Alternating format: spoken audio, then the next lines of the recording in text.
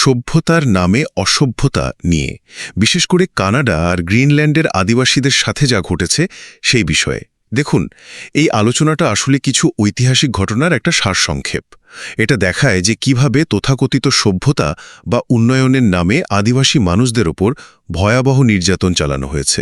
আর হ্যাঁ, এটা কিন্তু বর্তমান সময়ের সাহায্য সংস্থাগুলোর কাজ নিয়েও প্রশ্ন তুলতে বাধ্য করে। তো প্রথমত কানাডার ঘটনাটা দেখুন।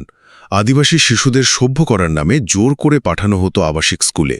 আসল উদ্দেশ্য ছিল পরিবার আর সংস্কৃতি থেকে তাদের পুরোপুরি বিচ্ছিন্ন করে দেওয়া।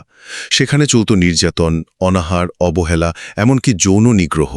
চেষ্টা ছিল তাদের নিজস্ব ভাষা আর পরিচয় মুছে ফেলার। অনেকে তো অসুস্থ হয়ে বা নির্যাতনেই মারা যায়, যাদের স্কুলের নিচেই গণকবর দেওয়া হয়। যদিও সম্প্রতি কানাডার সরকার আর পোপ এই ভয়াবহতার জন্য ক্ষমা চেয়েছেন। দ্বিতীয়ত, একই ধরনের একটা ভয়ঙ্কর কৌশল দেখা যায় গ্রিনল্যান্ডেও। ডেনমার্ক সেখানকার ইনুইট আদিবাসীদের সংখ্যা কমাতে আর তাদের সম্পদ হাতিয়ে নিতে চেয়েছিল। ছোট ছোট বাচ্চাদের ডেনমার্কে পাঠিয়ে দেওয়া হতো, প্রায় দাসের মতো জীবন কাটাতে হতো তাদের। শুধু তাই নয়, স্বাস্থ্য পরীক্ষার নামে 12 বছরের বেশি বয়সী মেয়ে আর মহিলাদের তাদের অজান্তেই জরায়ুতে আইইউডি মানে এমন একটা ডিভাইস বসিয়ে দেওয়া হতো যাতে তারা সন্তান ধারণ করতে না পারে।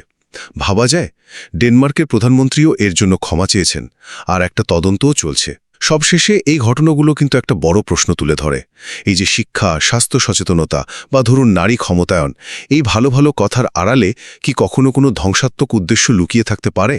অতীতে রাষ্ট্র বা চার্চ যা করেছে, বর্তমানে বিভিন্ন এনজিও কি মহৎ উদ্দেশ্যের আড়ালে একই ধরনের কাজ, মানে সভ্যতার নামে অসভ্যতা, চালিয়ে যাচ্ছে?